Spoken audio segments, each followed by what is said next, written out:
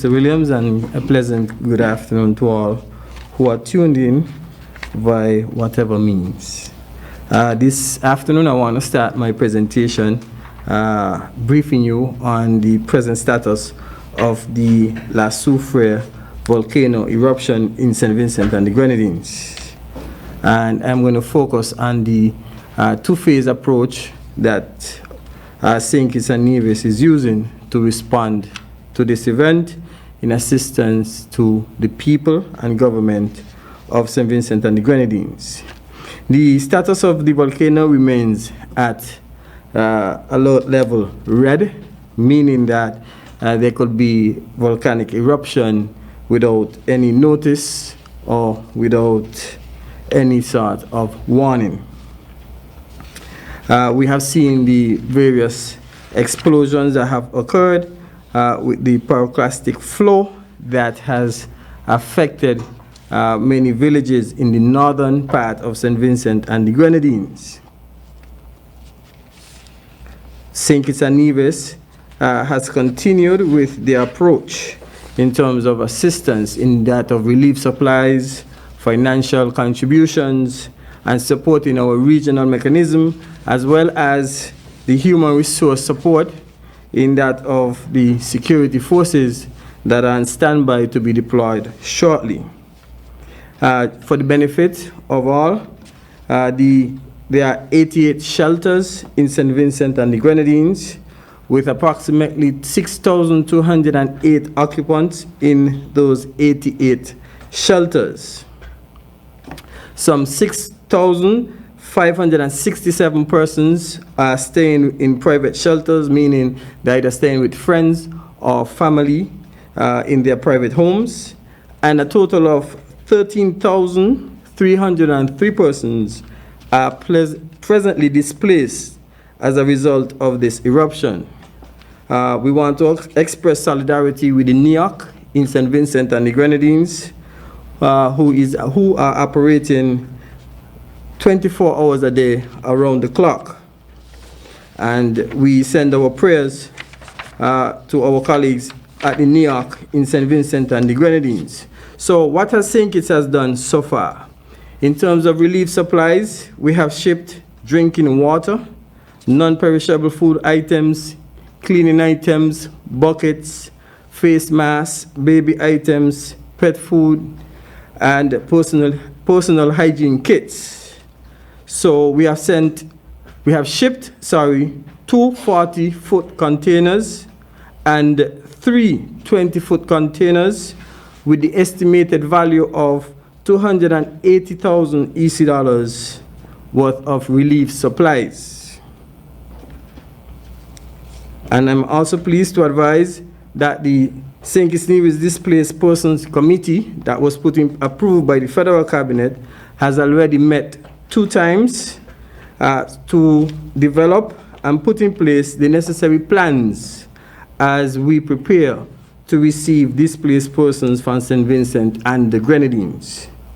To date, out of the 350 plus persons that have showed interest in being moved to other countries, or migrating to other countries rather, 7 have indicated interest in coming to St. Kitts and Nevis.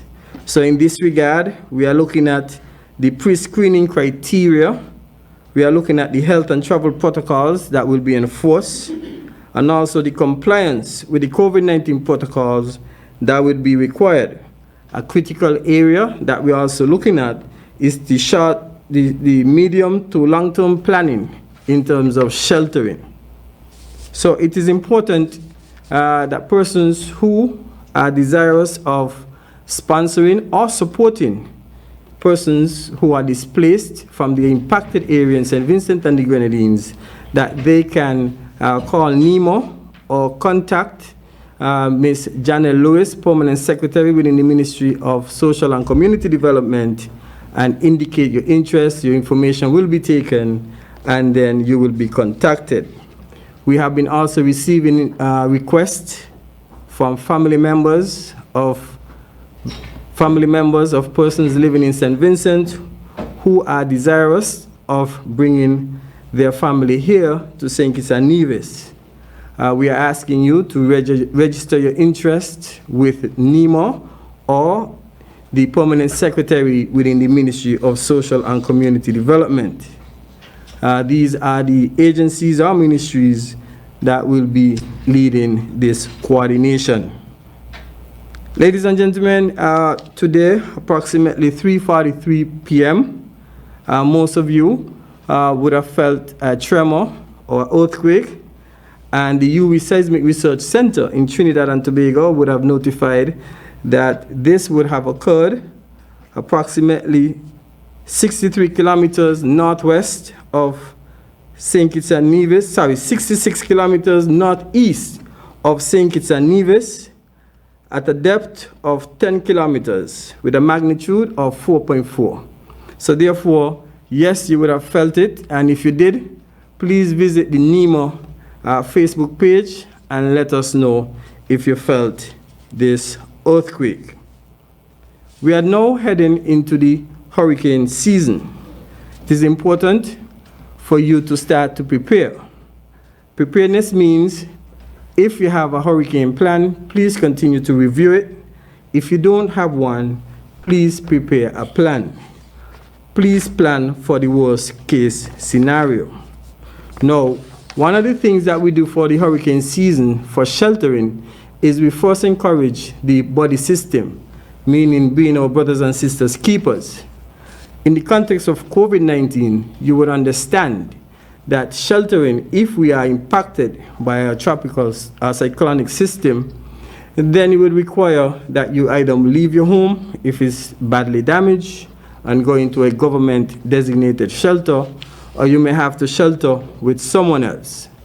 And I want to share this story with you for a particular reason. Having discussions with our colleagues in the caucuses, that's the National Disaster Directors Caucuses for the 19 CDMA states, this discussion was held. And what was revealed was that even though the executive director of CDMA would have indicated that since 2019, the persons in St. Vincent and the Grenadines were preparing for the explosion of the volcano, it took the explosion of the volcano and a second explosion of the volcano for persons to evacuate from the red zone. What does that mean in the context of what I want to explain to you? Do not wait until we have a major explosion in St. Kitts and Nevis to find yourself not vaccinated or unvaccinated. Do your best. Vaccinate. We have the potential of a duplicity in terms of hazard impact to St. Kitts and Nevis, meaning we could be facing the COVID-19 pandemic as well as a major hurricane that can impact us and challenge us, and that's when we're going to see people wanting to take the vaccine because they want to be protected. Please do your best. Use the opportunity now. Go and vaccinate. Thank you very much.